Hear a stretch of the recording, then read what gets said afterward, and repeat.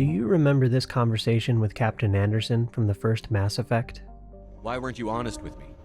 It's not something I'm proud of. I had a chance to become the first human Spectre, and I failed. Saren made sure of that.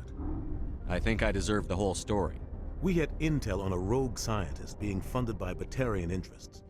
He was trying to set up a facility to develop illegal AI technology out in the Verge. Alliance intel had done all the work, but the Council wanted a Spectre involved. We compromised. I was assigned to help Saren in his investigation. We tracked the scientist to a refining facility on Kamala. He was hidden away somewhere inside, protected by an army of Batarian mercenaries. The plan was simple. Sneak into the plant, capture the scientist, sneak back out. Quick, quiet, and a minimum of bloodshed. I'm guessing things didn't go as planned. Anderson only gives us a brief overview of what happened on this mission, but if you are ever curious to know the whole story, you'll find it in the novel Mass Effect Revelation.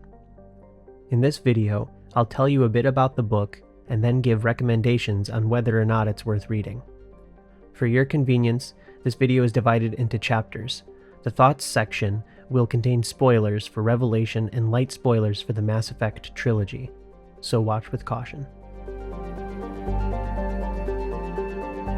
Mass Effect Revelation, written by Drew Karpyshyn, is the first novel in the series and serves as a prequel to the events of the first game in the trilogy.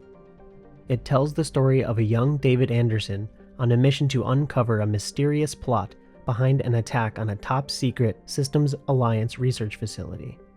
This mission sends him to many dangerous locations and sees him face off against the likes of politicians, mercenaries, and the infamous Turian Spectre, Saren Arterius.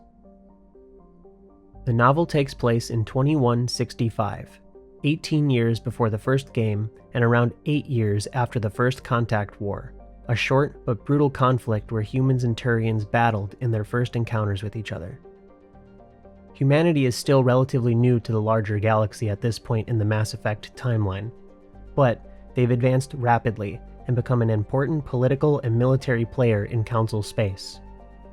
Naturally, this puts them in opposition with some of the more established races, like the Batarians, and this affects how Anderson approaches his dangerous mission. Revelation is, overall, a pretty thrilling read. It provides a ton of detail and background to the Mass Effect universe. Sometimes, though, stretches of lore dumps can impede the story, making it feel like a codex entry, and this may be a turnoff for some readers. So, here are a few considerations and folks I have in mind that would benefit most from picking up this novel. Revelation was initially released several months before the first Mass Effect game, meaning that some hardcore fans possibly read it before they took on the role of Commander Shepard. To some, this could indicate that the novel is a must-read before diving into the games. However, I'd recommend reading it after a first playthrough. Mass Effect 1 has so many unique moments that can stick in your memory, especially if you're going in with no prior knowledge of the series. Reading this novel first won't necessarily diminish this aspect of the game, but it gives the player a foundation of the universe that will create a feeling of recognition. In my opinion, the lack of this recognition paves the way to a truly remarkable first playthrough, because the experience of being thrown into a completely new world as rich as Mass Effect can be unforgettable. Whether you are relatively new to the series or have played through all of the games in the trilogy and you're looking for more, then you should definitely consider reading Revelation. It will satisfy your craving for more Mass Effect, and it'll give you a look at a really interesting point in the timeline. For those who are long-time Mass Effect fans that haven't made their way to the novels, I strongly recommend reading Revelation. It's a really fun story in the universe and offers the opportunity to spend more time with some of the franchise's most iconic characters. If you are in this camp, you owe it to yourself to check out this book.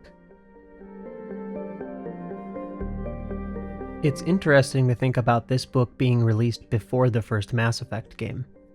It establishes so much about the universe without feeling primarily like a lore dump. Admittedly, there are moments when the balance between lore and narrative is awkward, but it didn't happen enough to pull me out of the story. The locales are really great in Revelation. Of course, we've seen places like the Citadel before, so there's a bit less magic there.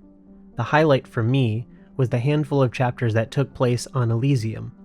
We hear so much about it in the trilogy, especially if Shepard has the war hero background, but we don't ever get to visit. Experiencing the city in this book is fascinating. The scale of it feels massive, and its importance to humanity at this point in the Mass Effect timeline is conveyed beautifully. Speaking of timeline, the choice of setting for Revelation is one of my favorite aspects of the book. It begins on the brink of the First Contact War, and it's always fun getting to see more of that time period. When the story starts in earnest, it moves forward 8 years after the war, and this opens the floor for intriguing social and political conflicts. It's really cool to experience a story so early in humanity's relationship with the rest of the galaxy. In most of the stories in the Mass Effect franchise, it's frequently mentioned that humanity is still new to the galaxy, and they are relative to the Asari or the Solarians. Yet, it can feel like humanity is established enough that they feel like they've been around longer than they actually have. In Revelation, however, 8 years really means brand new. Many of the human characters are portrayed as naive and slow to catch up, and there is still a spark of fear or respect that other races feel toward them. This story explains why that is. Humanity very quickly became a crucial player in the larger galaxy. Still, seeing the early interactions with the other races, where humans aren't sure what to make of them and vice versa, is really intriguing and entertaining.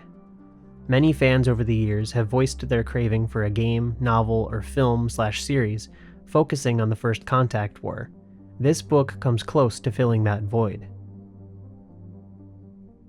A small, intriguing detail that I noticed is that Revelation also subtly establishes expectations for the morality system in the Mass Effect trilogy. Obviously, it doesn't do this literally, but it's easy to see the lens through which these characters were written. The main characters in this novel can be easily divided along the Paragon-Renegade binary, and it can be fun to imagine their actions as interrupts or envision which section of the dialogue wheel they chose, so to speak. Anderson is purely Paragon, and Saren is clearly Renegade. Setting up this perspective of morality prepares the reader, in a way, for the flavor of decisions they will make when they play as Commander Shepard. Or, if you're reading Revelation after having played the games, having that subtle link to the gameplay helps develop a feeling of unity across the different mediums. Speaking of characters, Anderson is essentially an archetypal Mass Effect protagonist, a heroic soldier overcoming a difficult challenge through sheer will. However, the personal challenges he faces in the story are too surface level to become fully interesting. Still, it's great to see this character before we meet him as the seasoned veteran he is in the trilogy. Despite Anderson being Revelation's central character, Saren is perhaps the most interesting character in the story. Part of this is because we have the benefit of getting to know Anderson over the course of 3 games, while Saren is only present for a few precious moments in the first game. Spending more time with him in Revelation is great, and it adds more background to the character that amplifies his presence in Mass Effect 1. It was interesting to learn Saren's motivation for despising humanity is the loss of his brother during the First Contact War. This moment sparks his resentment for not just humans, but also for the other Council races, as he believes their intervention made the Turians look weak. We get to see more of this in the comic Mass Effect Evolution, which offers an even closer look at Saren's past. The most compelling aspect of Saren, though, was reading about how truly evil he is. Saren is seriously scary in Revelation, doing atrocious things in the name of completing his mission, but it goes even beyond that. His brutal torture of the Batarian Merc, in particular, demonstrates that he does these cruel things simply because he enjoys it. He's sadistic, and Anderson even picks up on it just from being in Saren's presence. When they first meet, Anderson says this about the Turian Spectre. He reminded Anderson of the old Earth paintings depicting the Grim Reaper, the embodiment of death itself. Saren reminds me a lot of Anton Chigurh from No Country for Old Men. I wouldn't be surprised if Drew Karpyshyn took inspiration from this character, since that novel was released around the same time BioWare was developing the first Mass Effect. Saren kills anyone he comes across if he knows he can get away with it, and it doesn't matter who they are. He kills people unless they give him a good reason not to, and even then, he still may pull the trigger.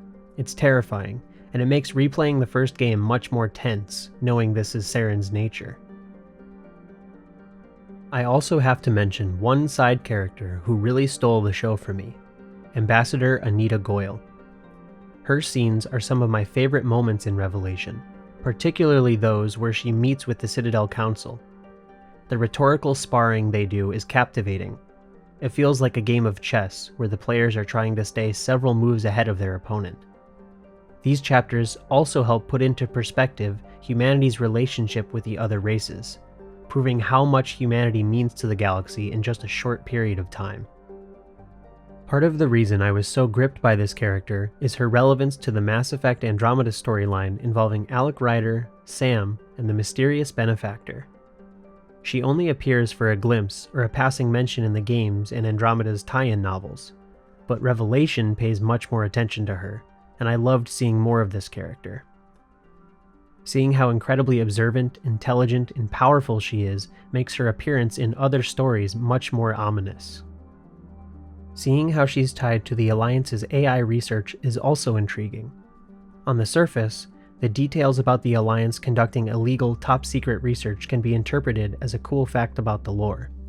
However, with a wider knowledge of what happens in other stories, like Mass Effect Initiation, it blossoms into an incredibly interesting web of plot threads that connect in subtle ways. Placing Ambassador Goyle at the center of these connections is great world-building, and creates a ton of potential for future Mass Effect stories.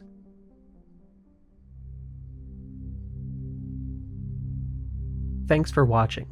If you end up checking out Revelation, please leave a comment to let me know what you think, and be sure to put appropriate spoiler warnings for your discussion.